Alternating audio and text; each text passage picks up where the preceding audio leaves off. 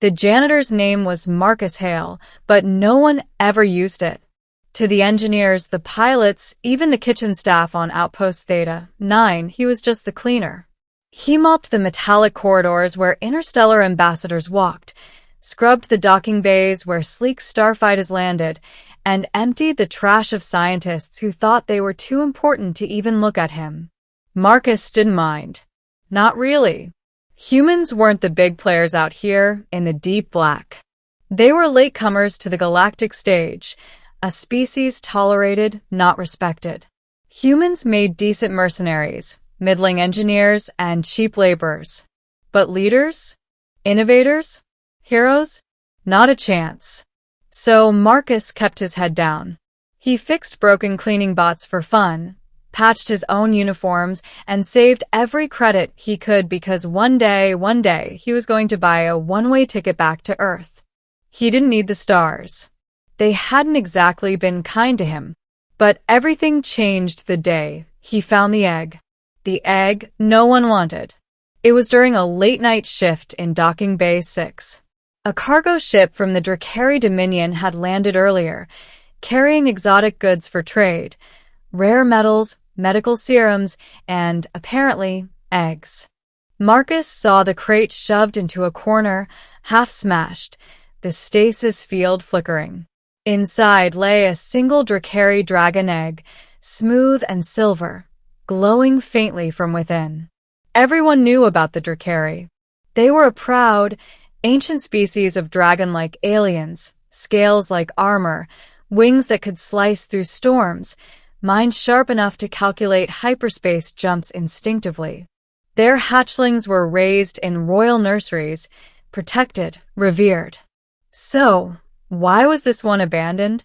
Marcus touched the egg cautiously. It was cold. Too cold. The stasis field was dying. The hatchling inside, if it wasn't already dead, didn't have long. He reported it, of course. Filed it with station management. They laughed. Probably defective, one officer said, shrugging. The Dominion doesn't waste resources on runts. Toss it out with the rest of the scrap. Marcus stared at him. You mean kill it? Relax, cleaner. It's just a lizard. But Marcus had seen the faint, struggling tremor inside the shell. He couldn't explain why it hit him so hard. Maybe because nobody had ever fought for him either. So he stole the egg, raising a dumb little dragon. The hatchling broke through the shell 3 days later in Marcus's tiny maintenance closet of a room. It was pitiful, all head and wings, with oversized eyes and trembling legs. The little creature looked at Marcus and sneezed weakly. Its scales were dull gray instead of shining silver. Its wings were crumpled, one horn bent the wrong way. And when it tried to roar, it let out a sound like a squeaky door hinge. Marcus couldn't help it. He laughed. You're the dumbest-looking dragon I've ever seen. The hatchling blinked slowly, then waddled straight into the wall and knocked itself over. Yep, Marcus said, scooping it up. Definitely dumb. He named it Scrap. Feeding Scrap wasn't easy. Drakari hatchlings needed high-protein diets, heat lamps, flight exercises. Marcus had none of that.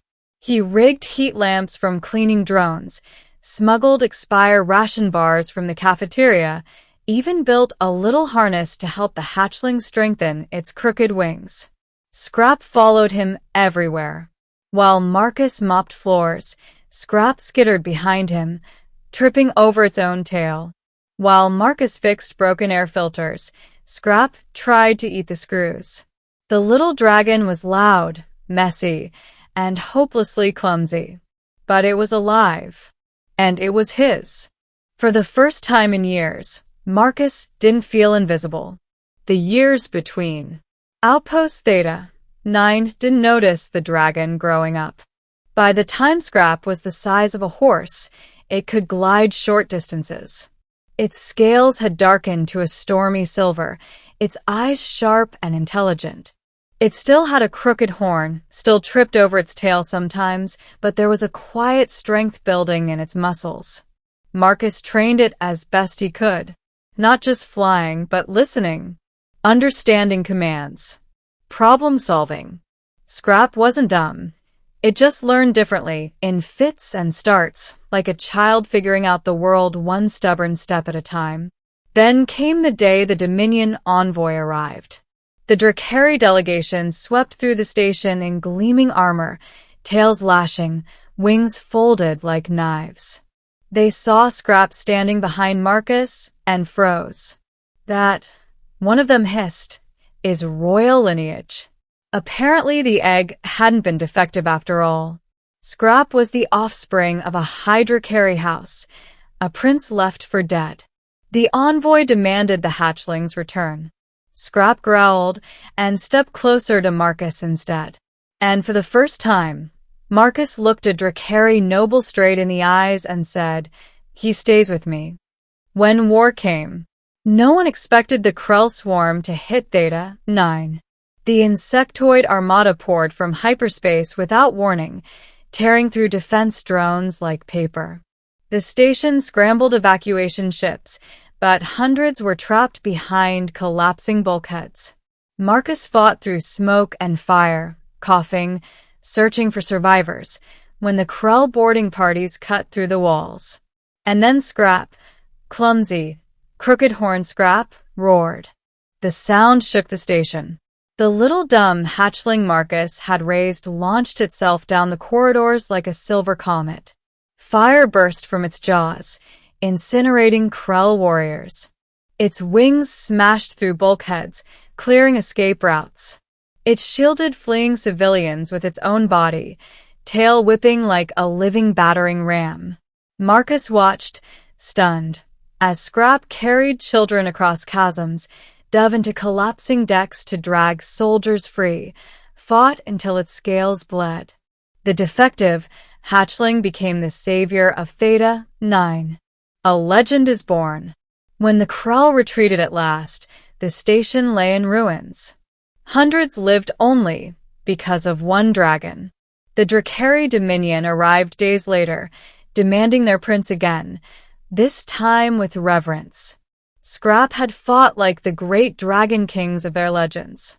Songs were already spreading across the stars. But Scrap refused to leave Marcus's side. The Drakari nobles were furious.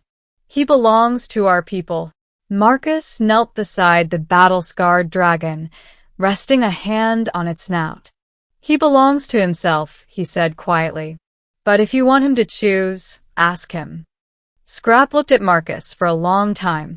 Then the dragon spread its wings, still crooked, still imperfect, and roared a single word in the Drakari tongue. "Father." Epilogue. Scrap went on to unite Drakari fleets against the Krell. He became a warrior, a leader, a legend sung across galaxies. But no matter how far he flew, how many battles he won, he always returned to the same small human with calloused hands who had once built him a heat lamp from broken cleaning drones. Because Scrap knew what the galaxy never did. The poor human cleaner hadn't just saved a hatchling. He had made a king.